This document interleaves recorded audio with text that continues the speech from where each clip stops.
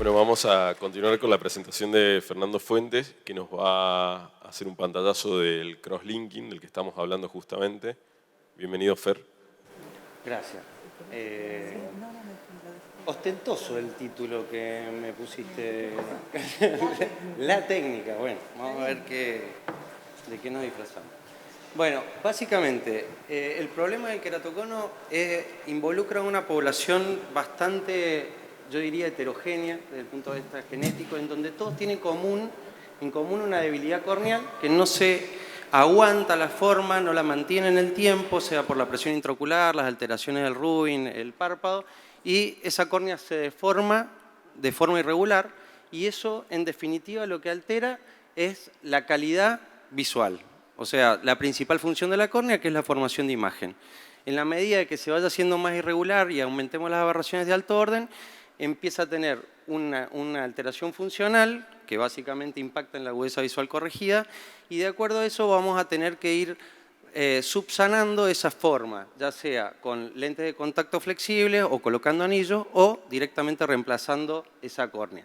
Pero por otro lado está el aspecto de la estabilidad o progresión. Es decir, esto no es una cosa indefinida. No todos los queratoconos tienen la misma velocidad de progresión y no todos progresan al mismo punto. Entonces, son como dos aspectos diferentes. Uno es el aspecto funcional, vemos cómo lo resolvemos, y otro es decir, bueno, si tengo resuelto el aspecto funcional, sea como sea, mantener a ese paciente en ese lugar. Y ese es el lugar del crosslinking. Ahora bien, el crosslinking es un término bastante genérico, involucra distintos procesos, o sea, puede ser por glicosidación avanzada, pueden ser enzimáticos, pueden ser fotoquímicos. En este caso nosotros nos referimos al crosslinking y en realidad estamos refiriendo al crosslinking fotoquímico con la interacción de los rayos ultravioletas con la riboflavina, que es la vitamina B12. Es un tipo de crosslinking. Y lo que necesitamos en esto es que interacciona con la riboflavina como un fotosensibilizador, genere radicales libres y esto ayude a formar uniones entre las fibrillas de colágeno. Todo muy lindo, este efecto fotoquímico, pero nos olvidamos de otro montón de cosas que se producen en los pacientes nuestros de crosslinking que no son solamente eso, porque si fuese una fotopolimerización sería como ponerle UV a una gota de epoxi que tome su forma y ya está, y ahí termina la cosa. Pero sabemos que esto no es así, que en el queratocono que le hacemos crosslinking siguen cambios progresivos, va cambiando la forma, se generan cambios estromales. Entonces, por un lado, decimos que aumenta la resistencia, esta es la parte realmente biomecánica, rápida, que se mide en laboratorio, pero sabemos que tenemos un efecto microscópico, como la apoptosis de queratocitos, lesión de células endoteliales, si nos vamos más a la profundidad. Tenemos efectos macroscópicos como el leve haze en el estroma anterior y las líneas de marcación. Y por último, lo que a nosotros nos importa son los efectos estructurales en la estabilización y el aplanamiento, y secundariamente el cambio de espesor, que a veces no nos gusta tanto. Bien, ¿qué tiene que ver esto con la técnica? El crosslinking básicamente son dos fases. Una, colocarle el fotosensibilizador, la riboflavina, a la córnea. O sea, una fase de embeber la córnea lleno de riboflavina.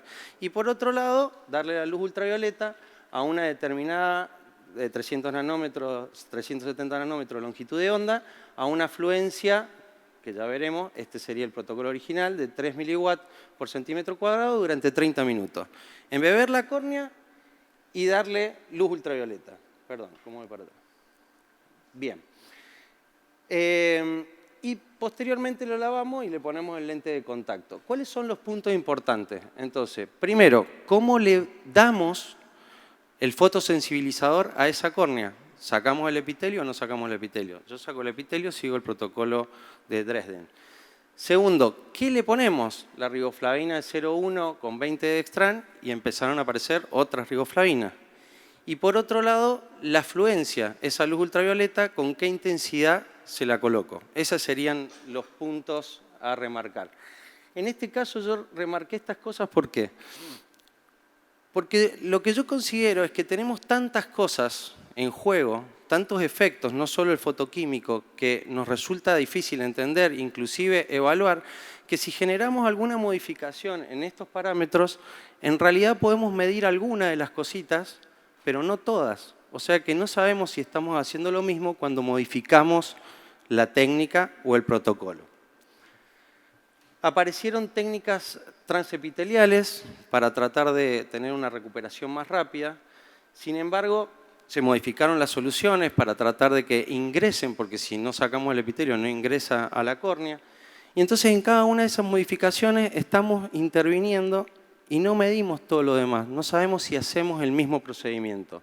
Lo único que evaluamos es si la estructura se mantiene o no y si cambia el efecto final.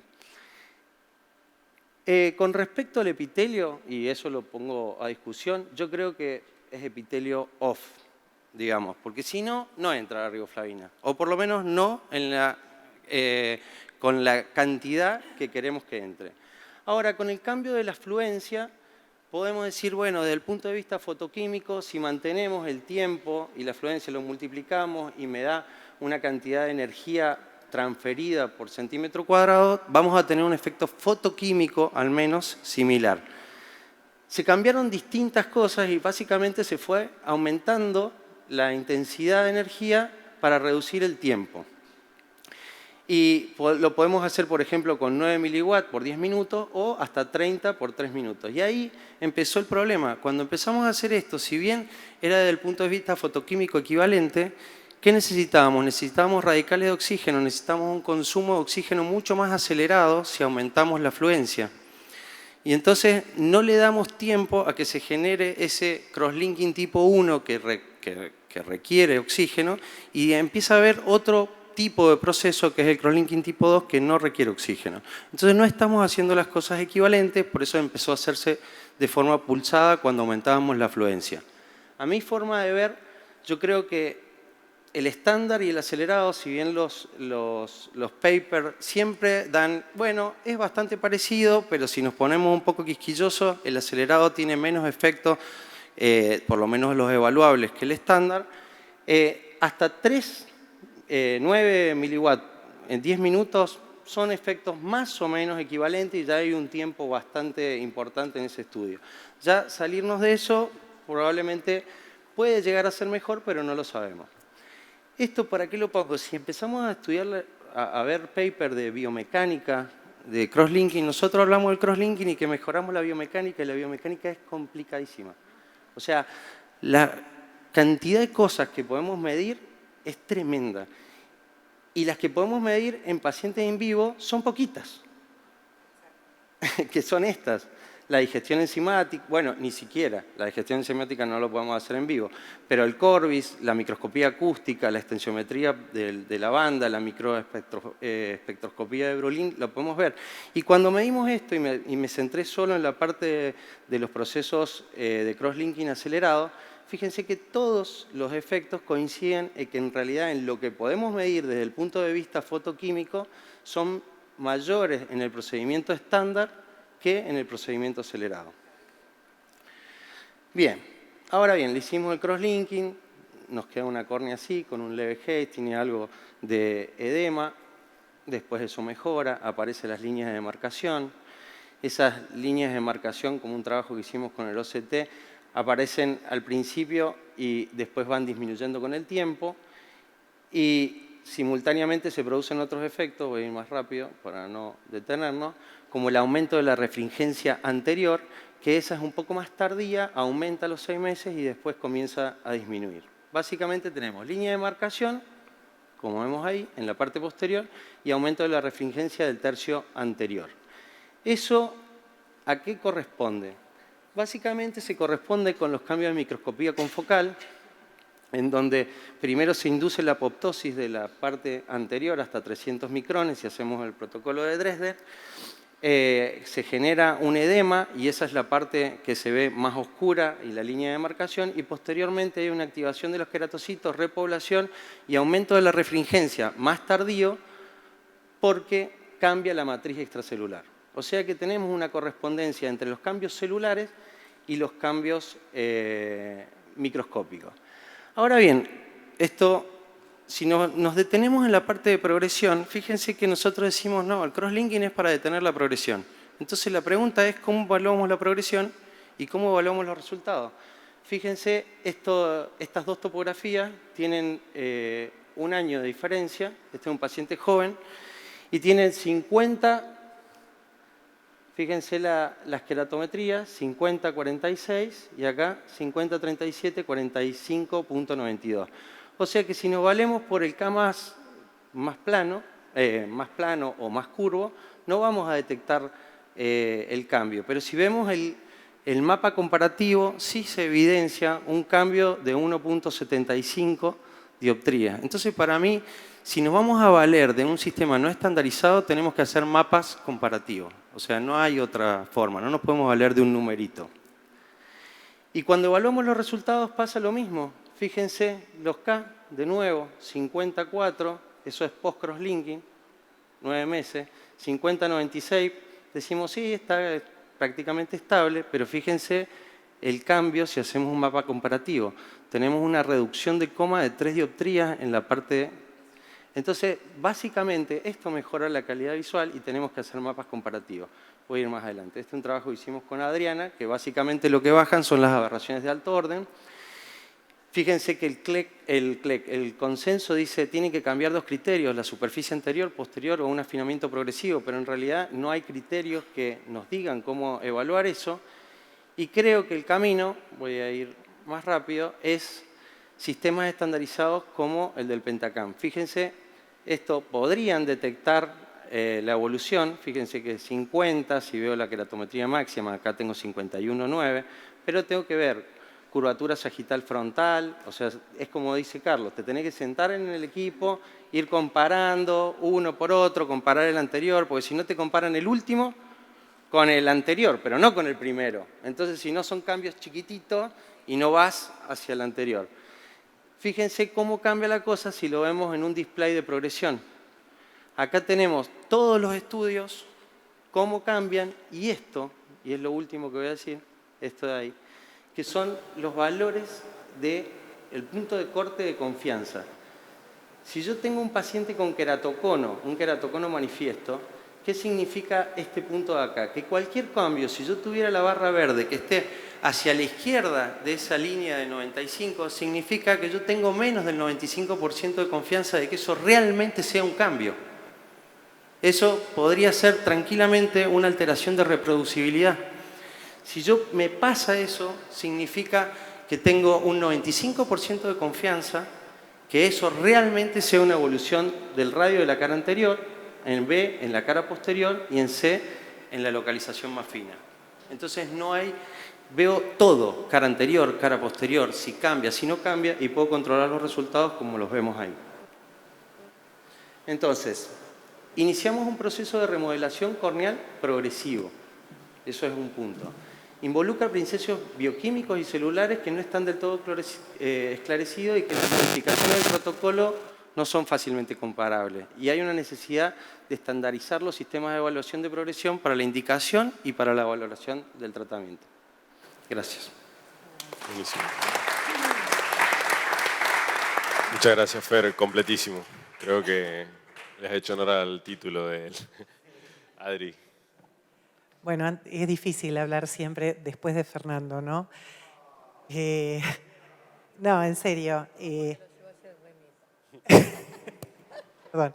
No, a ver, es muy vasto lo que dijiste. Hay 2 cosas que quiero decir. Yo estoy como un poco...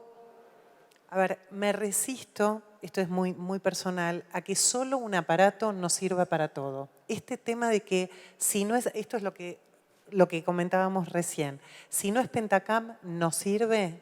Es algo con lo cual vengo trabajando hace un tiempito. Me enojo en cierta forma con los otros aparatos, con los otros OCTs. Digo, ¿por qué no hacen algo más piola? ¿Por qué no meten un poco de cabeza? ¿Por qué no hacen inversión? Y nos sirve como diagnóstico. Mira, yo me compré ahora un OCT, tengo una paciente que tiene un queratocono atípico. A propósito, lo llevé para ver si lo diagnosticaba y dice no tiene queratocono. Y es un queratocono de acá a la China, lástima que no lo traje. Entonces, le falta a los nuevos aparatos inteligencia, digamos, para ayudarnos en el diagnóstico y no tener que seguir todos, que ustedes saben que yo soy una fan del Pentacam. Eso por un lado. Por otro lado, con respecto a lo que decís de las queratometrías, hace mucho lo hablamos esto también, Fernando, cuando uno hace topografía de cara anterior, de Plácido, la topografía de cara anterior también analiza la aberrometría de la cara anterior, porque salen de la misma fórmula. Y cuando ustedes ven el índice que está en la normatizada, sí, en la customizada, en la topografía normatizada, ese índice es lo mismo que la esfera de mejor ajuste, sale del mismo lugar. Entonces, si yo comparo también dentro de mi topografía de Plácido, que tengo que hacerla siempre la misma persona, con la misma técnica para que tenga, como decís vos, una repetibilidad, algo de confianza, si yo de pronto no le creo del todo a la queratometría, pero veo que en la esfera de mejor ajuste, que sería los índices, ¿no? La tablita de la derecha, el máximo que necesitó el topógrafo para leer a este paciente, porque es una normatizada con respecto a la córnea del paciente, también es un buen chisme. ¿Sí? Porque si de pronto las K siguen más o menos en 46 todos, pero el punto máximo que necesitó el topógrafo para leer dejó de ser 55 y pasó a ser 53, yo ya sé que esa córnea está mejor. ¿Entendés? Entonces, uno tiene que aprender a usar sus aparatos, porque los aparatos que tenemos son buenos, así como también tienen errores. Entonces, tampoco creamos solamente en los aparatos, como decías vos, la clínica es soberana. Pero, digamos, yo creo que es muy importante, y como último tema, no es lo mismo el paciente que llega así, como se llama, derivado, lo ves una vez, tenés que decidir con los estudios y se va. Aprovechemos los pacientes que nosotros seguimos en el tiempo, que podemos ir no solo a la topografía anterior, sino a la del año anterior, 2 años, 3 años. Siempre comparemos con los estudios pre-tratamiento, no con los estudios post-tratamiento. O sea, a veces hay variabilidad. Si yo tengo un paciente tratado que el año pasado estaba, no sé, en 50 y hoy vino en 50,5. Entonces miro, ¿cuánto estaba antes de que lo trate? 54. Me quedo tranquila, no está pasando nada grave. O sea, un poco de criterio en los pacientes que hacemos un buen seguimiento. Y paro porque... Sí, podemos estar 6 días hablando de crosslinking. 2 preguntas puntuales al panel. ¿Tienen alguna experiencia de impregnación con metilcelulosa? No. No. Es un tema que está... ¿Vos decís, perdóname, la riboflavina con metilcelulosa? Sí, hoy en día en Sorocaba, sobre todo, están reemplazando la riboflavina por metilcelulosa. Sí. Se hidrata mucho, pero han reemplazado, sobre todo en pediátricos, la riboflavina por Lo que ese pasa con preparado. la metilcelulosa... La del Avedro viene con Claro, por eso, metilcelulosa. mantiene la paquimetría a lo largo del goteo. Esa es la diferencia. Es la más isoosmolar. La riboflavina en dextrán es hiperosmolar. La riboflavina en solución salina es hipoosmolar. Digo bien. Y en metilcelulosa es isoosmolar. Eso es lo mejor que La gente tiene. de Sorocaba lo está usando, yo lo estuve. Sí, lo usan mucho. Sí, sí, yo lo Majo, ¿algún concepto puntual para dejar Sí. el oxígeno? ¿Qué nos podés decir? Porque se habla mucho de la riboflavina, de la irradiación. Hay una cosa que quiero rescatar que dijo Fer, de lo que dijo Adri me encantó de lo del tip, porque es verdad, tomarlo y no lo voy a reiterar, pero ténganlo en cuenta.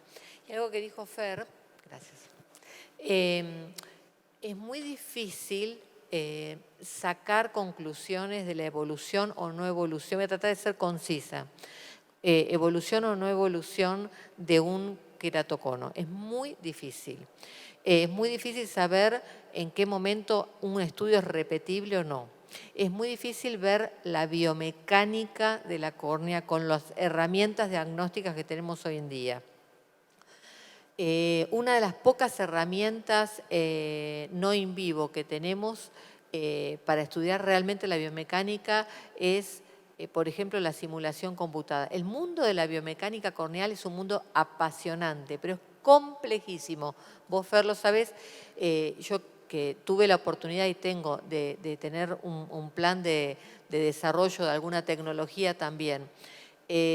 Por ejemplo, la córnea como tal se comporta de manera impensada. Si ustedes agarran la córnea y hacen un agujero en la córnea, van a producir mucho más desestabilización. Si le hacen un puntito en la córnea profundo, que si le hacen un gran casquete y socavan un gran pozo en la córnea distribuido a lo largo de 8 milímetros de diámetro. ¿Por qué? Porque distribuyen fuerzas. Si ustedes sacan y arrancan un mordisco en la córnea de 5 milímetros de diámetro, esa córnea no se deforma. Pero si ustedes sacan un mordisco puntual de medio milímetro profundo, esa córnea se deforma. Y esos en parte los conceptos de biomecánica corneal. La biomecánica corneal, la córnea se comporta como un casquete de constructor. Entonces, cuanto más saquemos, más distribuidamente en las fuerzas, más mantenemos compensada la estructura y la arquitectura de la córnea. Cuanto más puntualmente desestabilicemos la córnea, más rápidamente se deforma.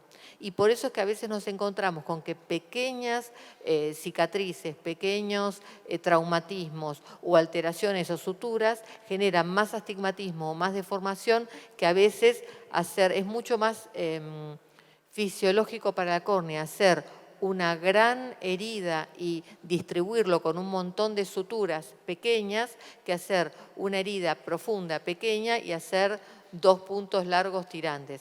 Eso es biomecánica corneal. Lo que pasa es que es muy difícil contemplar los comportamientos de la córnea, por lo menos con las herramientas diagnósticas que tenemos hoy. Gracias, Majo. Fede. Un par de cosas. Ver a Fernando presentar, yo el primer trabajo que vi de crosslinking fue de él, era R1 y ahora como un viejo, después de casi 20 años, sigue presentando el crosslinking y me encanta. Nos le cagamos de risa el primer día a Fernando. Estábamos en el Clínicas. Y ahí empezó Adri como una tromba. Así que, y sigue progresando. Nosotros usamos lo que preguntaste, Carlitos, de la riboflavina con el Avedro. Y lo que quería decir de la riboflavina es que tenemos que tener cuidado, y está Juan Rivero también y Gaby Pagano, que por ahí las preparaciones que tenemos de riboflavina, a varios les pasó de las comerciales, las elaboran en los laboratorios. Entonces tuvimos un montón de hate jodidos. Gaby, creo que vos estuviste con una partida y yo cambié. Y la verdad que las que vienen preparadas para mí son mejor. Y las que vienen con metilcelulosa, de acuerdo. Me parece que me dan más seguridad. ¿Cómo se llamaba la riboflavina de metilcelulosa que no estaba aprobada, que está aprobada en animales? Ricrolin. Ricrolin. No me acuerdo cuál es, pero hay una que no la terminé. Una alemana. Una alemana, que no es aprobada, pero... La de Peschke. La de Pesch. La de Pesch. Que esa andaba muy bien, Sí. pero nosotros en el hospital usamos la del Avedro y la verdad que es buenísima. Y tenemos que tener un poquito de cuidado con las riboflavinas. Adri no tuvo, pero yo tuve y Jessy lo vio, o sea, fue fuerte. Yo tuve un caso feo de Hayes con una riboflavina preparada en farmacia. Y hoy uso la de Avedro. No tengo interés comercial con Rosinov, pero a Felipe lo vuelvo loco, que está ahí sentado y siempre me ayuda. No, pero en la complicación lo que Ahora, puede ser es... vamos a hablar de complicaciones al final, por eso hay bueno. algunos tópicos que Un listo, vamos a ir comentario dejando para del oxígeno, que me pareció re importante lo que dijo Fer. Es verdad que hoy los equipos acelerados como el Avedro, vos le aportás 30 miliwatts en 3 minutos y la realidad es que esa córnea lo sufre de alguna manera. Hace un tiempito, tal cual, Pau Rinaudo dio una clase buenísima de crosslinking pediátrico y ella dijo, yo en los pediátricos lo hago pulsado porque me da miedo que a largo plazo le genere un daño. Y a mí me quedó tu concepto y seguí tu consejo. No libera radicales libres. Claro, exacto. Así que creo que a estos equipos nuevos que son buenísimos vamos a tener que resolver el tema del aporte de oxígeno. Un aporte también que con Fede lo hemos dialogado mucho. Yo hacía mucho crosslinking de 5 y he mutado más al de 10 minutos porque el postquirúrgico, la resolución de la úlcera es mucho más rápida. Exactamente. Bueno, yo quería una sola cosa más. Todos nosotros tenemos aparatos de 10, 5, lo que fuera, pero existen los aparatos de 30 todavía y funcionan bien. Y sí, funcionan y funcionan bien los de 30. Y Jafesi sacó, no me acuerdo si este año o a fin del año pasado, una tabla muy interesante para las paquimetrías bajas. O sea, de cómo calcular en los aparatos de 30 minutos, cuando la paquimetría es más baja, cuánto tenés que irradiar. Y la verdad que es muy piola, se consigue, o sea, en PubMed está, y es una buena, y no sé por qué no es reconocido esto todavía, o conocido. O sea, que simplemente cuando tenemos una paquimetría baja y no nos animamos a trabajar con hipotónica o lo que fuera, esa tabla realmente fue un laburo muy lindo que hizo. Pero aparte, trabajar con hipotónica tampoco es tan... o sea, también se puede estandarizar y se puede Pero, estandarizar por ejemplo, en bien. Uruguay no la consiguen. Te digo porque me contactaron de Uruguay y no están consiguiéndola y tienen de 30 minutos. Entonces le dije, anda a la tabla de Jafesi. A mí con lente de contacto no me gusta. O sea, aumentar el grosor usando lente de contacto no me gustó nunca. Así que no es consistente. Vamos.